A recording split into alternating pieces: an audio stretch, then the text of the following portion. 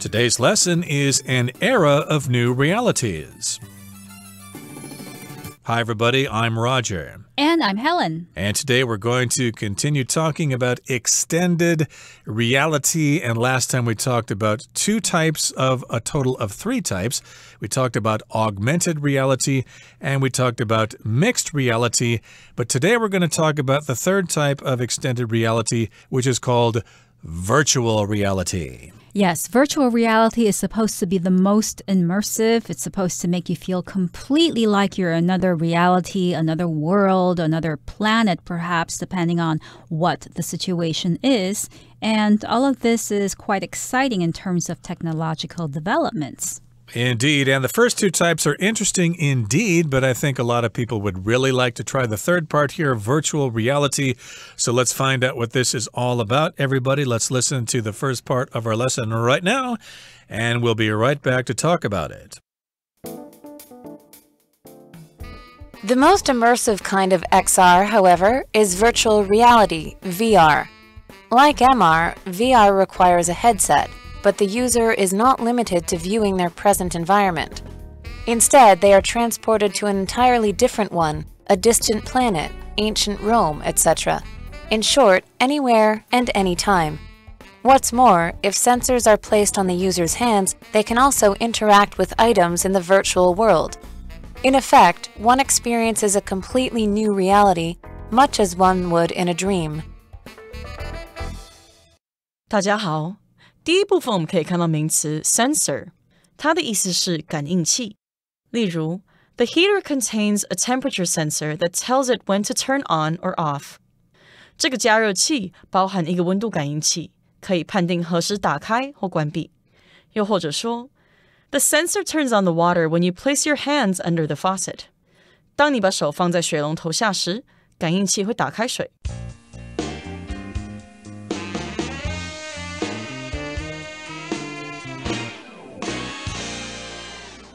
So in the last part, we talked about mixed reality, and we also talked about augmented reality. However, the most immersive kind of XR, or extended reality, is virtual reality, also known as VR.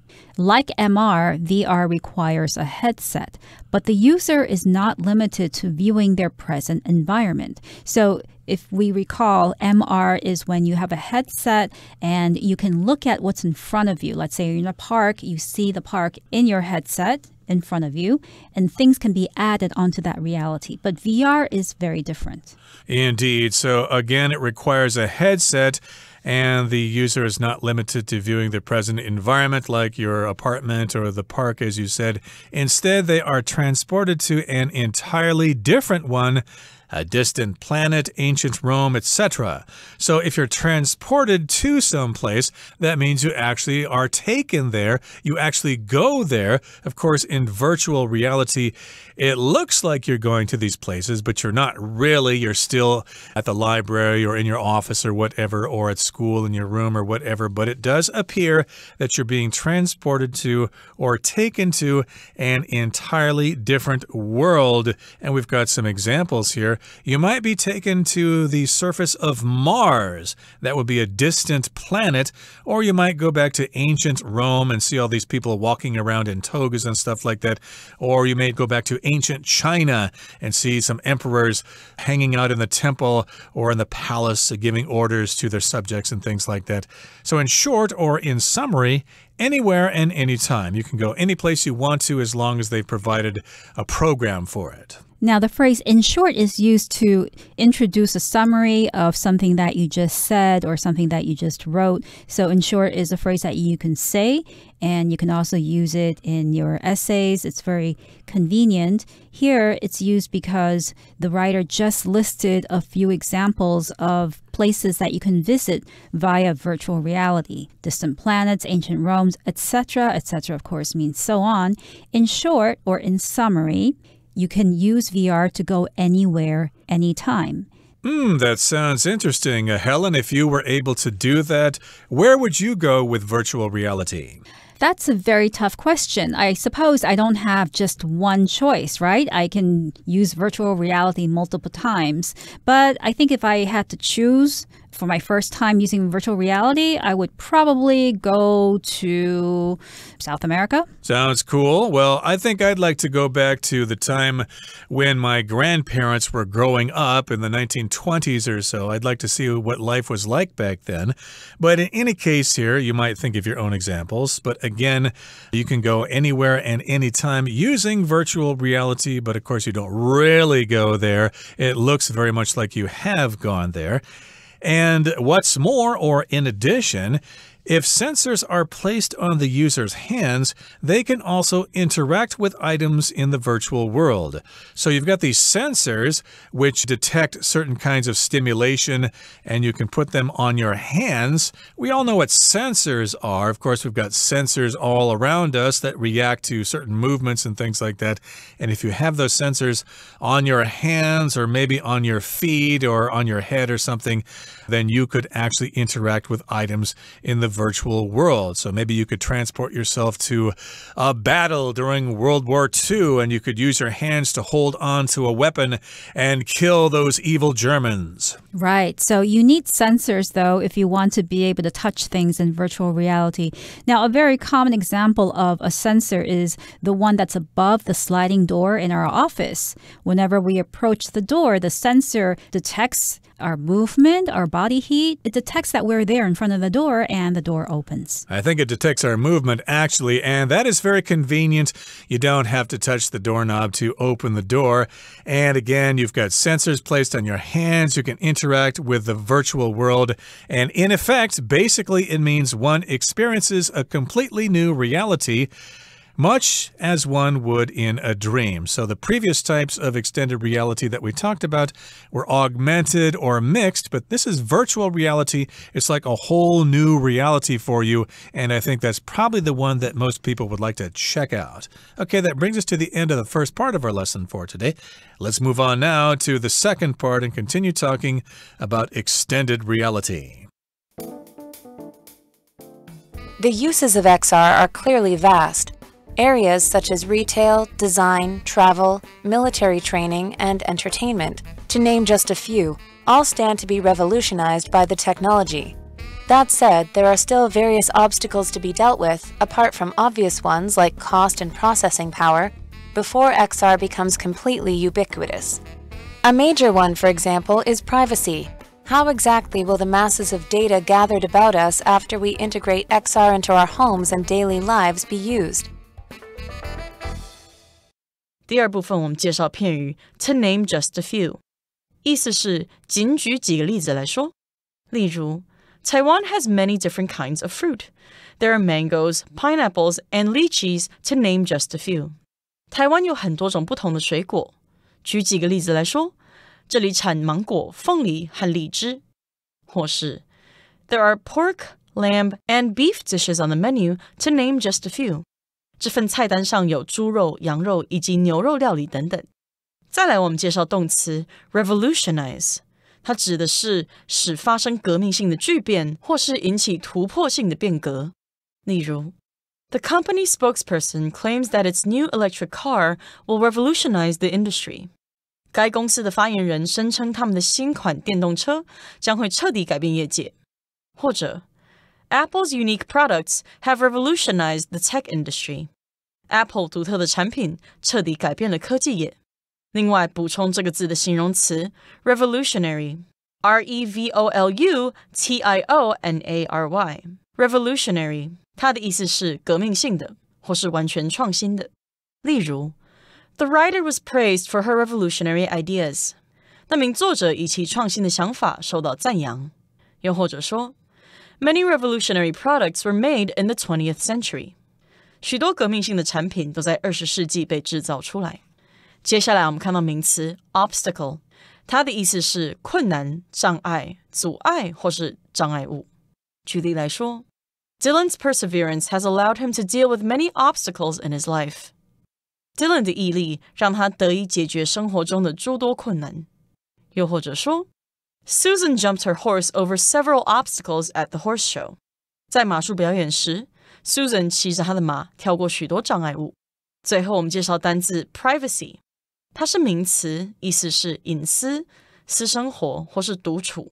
例如 To protect his privacy, Ian does not put any pictures of himself online. 为了保护隐私， Ian 不在网络上放任何他自己的照片。又或者说 Privacy is very important to David, so don't be surprised if he doesn't answer your questions. 隐私对 David 很重要，所以如果他不回答你的问题时，别惊讶。另外，补充这个字的形容词 private, P-R-I-V-A-T-E, private, 它有重视隐私的或是私人的意思。例如 Brad is a private person who keeps to himself. Brad 是个不爱与人交流、重视隐私的人。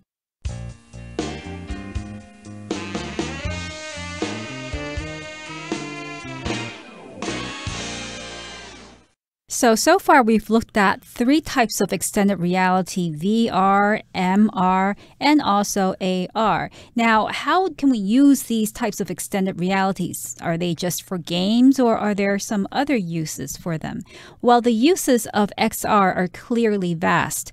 Areas such as retail, design, travel, military training, and entertainment, to name just a few, all stand to be revolutionized by the technology. So we have a list of areas that can benefit from XR, and the first one was retail. So retail is a word that is related to the sales of goods, and it specifically refers to the sales of goods to the public instead of, say, one company selling to another company. So we go to retail stores when we want to buy clothing, when we want to buy objects for daily use, and so on. Right, so you can go to Carrefour, for example, or iMy or whatever.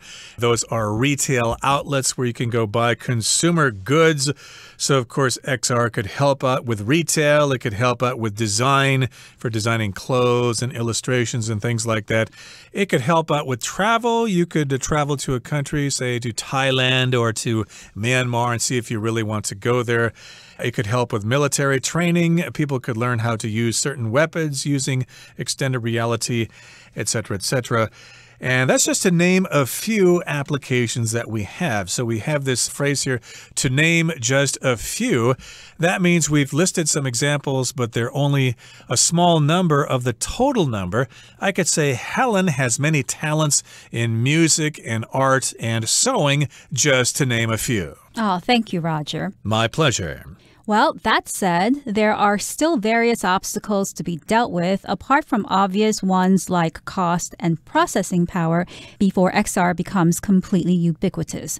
That said, in the first part of the sentence refers to what we just said before. That is, we talked about all of the different uses of XR and all of the different areas of life that could benefit from XR. However, having said that, even though we said those things, those positive things about XR, there are still various obstacles to be dealt with. An obstacle is a difficulty or problem that stops you from achieving something. Obstacles, of course, make it hard for you to achieve something, but you can get over those obstacles. You can find ways to solve those problems. Indeed, of course, that popular TV show that was on a while back involved people going through obstacle courses. They had to complete these challenges in order to win. Maybe they get knocked into water or something like that. I don't think those shows are popular anymore, but basically those contestants have to face various obstacles or things that are getting in their way, and they need to overcome those obstacles. And with this technology, of course, we've got various obstacles that need to be dealt with. We need to figure out what to do with them so we can keep moving forward. And this is apart from or in addition to the obvious ones like cost and processing power. Of course, if you have these headsets, of course, you need to have a pretty speedy processor that can handle lots of information. And we need to overcome those obstacles before XR becomes completely ubiquitous. And ubiquitous means just widespread everywhere. You can see it all over the place, like yellow taxis are ubiquitous in Taipei. Right, or 7-Elevens and Family Marts are ubiquitous all over Taiwan. Now, a major one, we're talking again about the obstacles, the problems that need to be dealt with. A major one of these obstacles is privacy. How exactly will the masses of data gathered about us after we integrate XR into our homes and daily lives be used? So privacy means the freedom to do things that you want without other people or the government watching or knowing what you're doing. And a lot of people value their privacy. They don't necessarily want other people to know about their lives, what they buy, or what television shows they like to watch, or where they go for dinner, what they eat. They think that these are their own business and other people shouldn't know about it. Right. I think a lot of people in Sweden live by themselves in their own apartments because they like privacy. They don't like to be around other people when they don't have to. But again, we've got some obstacles to extended reality, and privacy is one thing we need to deal with. We're going to have masses of data gathered about us, and what are we going to do about all that information that companies have about us? And we have that information, or at least they have that information, after we integrate XR into our homes and daily lives. Yeah, how will that data be used? Will they use it against us? Will the government track us and send us to jail if we go to some place that's controversial or something like that? So here we've got the word integrate. That means how we mix things together. We're going to integrate XR into our homes. We'll have sensors in the home. We'll have cameras and things like that. Maybe somebody will be able to spy on us with all that information. Right. So privacy is a major problem because we need to integrate or to combine XR into the environment of our home, of our daily lives, in order for XR to work. And if the government or the big companies have this information about how we live, then our privacy may be breached. Right on, Helen. Okay, let's move on now to the third and final part of our lesson. Let's listen to it first, shall we? The answer to that and other questions remains unclear, but with so much amazing potential, it's unlikely that XR is just a passing trend. In fact, it seems almost inevitable that our personal realities will soon become far more multi-layered than ever before. So in the last part, we talked about some of the obstacles that extended reality must overcome in order for it to work, for people to use it, and for it to become a normal part of our lives. One was cost, another was processing power, and a third one was the question of privacy. Now, the answer to the question of privacy and other questions remains unclear. But with so much amazing potential, it's unlikely that XR is just a passing trend. So the writer is saying that XR has a lot of potential because it can be used in many different areas of life.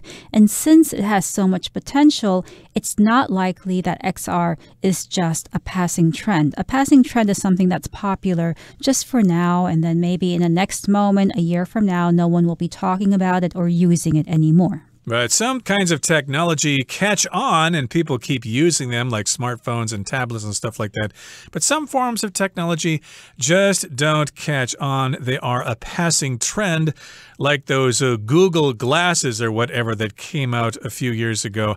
Everybody thought that was the next big thing, but nobody liked them and nobody really used them. So, gee, now where could you go to buy those? I think they've totally disappeared. It was a passing trend. But here, XR is not a passing trend. It's here to stay. It's got lots of potential. It can be used in different areas, in retail and military training, or for gaming. And in fact, it seems almost inevitable that our personal realities will soon become far more multi-layered than ever before. Now, if something's inevitable, it is unavoidable. It's going to happen sooner or later. So, for example, I could say that it's inevitable that the sun is going to burn out. Inevitably, or after billions of years, the sun will exhaust all its energy and it won't be burning in the sky anymore. And by that time, of course, we'll all be dead. Yes, and the word multi-layered here refers to something that consists of different layers. As you can see, the word multi-layered has multi, which means many, and layered, which means layers. So multi-layered means many layers. So extended reality is going to make our realities multi-layered, meaning that apart from our usual reality, the one that we all know, more realities, different realities will be added on top of that so that it becomes a reality that has many different layers. Yep, indeed. Our lives are going to get complicated in the future. We're going to be giving up lots of personal information just to use this technology, and we're probably not going to be able to avoid it. We probably won't be able to survive without it. Okay, that brings us to the end of our explanation for today. Let's listen now to Hanny, our dear Chinese teacher.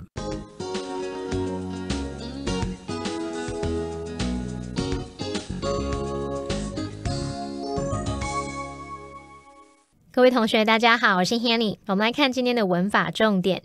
课文第3部分的第一句写到 The answer to that and other questions remains unclear.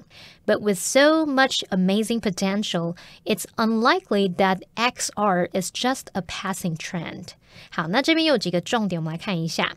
第一个重点是 remain， 当连缀动词可以表达保持怎么样，或者是仍旧还是怎么样怎么样，后面可以接名词或形容词来当补语说明状态。像文中是在 remain 后面接形容词 unclear 来表达仍不清楚的语义。那我们也来造2个例句。Please remain silent during the show. 在表演过程中，请保持安静。The cause of his death remains a mystery. 他的死因仍然是个谜。好，那么第2个重点则是句型 with 加名词，逗号主词加动词，可以表达说有了什么什么，或是由于什么什么。那么其中的 with 加名词可以用来说明条件或原因，就像文中他写到说 with so much amazing potential， 逗号It's unlikely that XR 点点点，就是在表达说，由于有如此惊人的潜力，延展实境不太可能怎么样怎么样。好，那我们也用这样的句型来造个例句。With practice, you'll get the hang of it soon. 透过练习，你很快就会上手，很快就会掌握诀窍了。好，那么第3个重点是 likely 当形容词表示有可能的。那么在前面加上否定字首 un 变成 unlikely， 那就表示不太可能的。我们可以用 it is likely 加上 that 子句去表达很可能怎么样，或者是用 it is unlikely 加上 that 子句去表达不太可能怎么样。这时候啊 it 是虚主词，真正的主词是 that 子句。然后我们还可以在 likely 或者是 unlikely 前面加上 very, highly 等等去修饰它的程度。我们造2个例句。It's highly likely that she will win the singing competition. 她非常有可能赢得歌唱比赛。It's pretty unlikely that he will accept the job offer. 他不大可能会接受那个工作机会。好，那回头来看课文的句子，他就写到说 It's unlikely that XR is just a passing trend. 意思是延展实境不太可能只是昙花一现的趋势。这边他用到这个 passing trend， 就是表达昙花一现的趋势，稍纵即逝的潮流。那我们也补充一个语义相反的用法是 here to stay。 here to stay 表示成为流行常态，或者是被广为接受。那它是用来描述某事物已被广泛的接受或使用，而且可能会持续或存在很长一段时间。好，那以上是今天重点整理，我们回顾今天的单字吧。Sensor. A motion sensor above the door causes it to open when someone approaches. Retail. Cameron currently works in retail at a clothing store, but he'd like to be a lawyer someday. Obstacle. Karen overcame numerous obstacles in becoming the first person in her family to get a university degree. Privacy. The famous actress avoided going out in public in an effort to protect her privacy. Integrate. The school has been trying to integrate more English instruction into other subjects. Inevitable. Many climate scientists argue that the worst possible effects of global warming are still inevitable.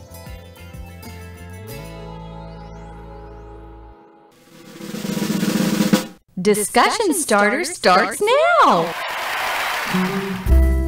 Here's our discussion starter for today. The question is, do you think you would like to spend a lot of time in a virtual reality world?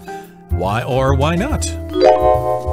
Well, I would like to spend a lot of time in a virtual reality world since our world is slowly being destroyed by climate change, by pollution and the burning of fossil fuels. So I think I need to escape to virtual reality and escape from all of these problems. Well, considering that virtual reality is going to affect all parts of our lives and the government is going to find out all they want about us, I don't think I'd like to spend a lot of time in a virtual reality world. I like the real world. Thank you very much.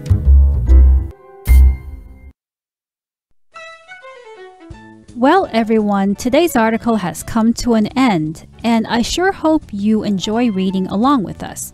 I am Helen. I am Roger. See you next time.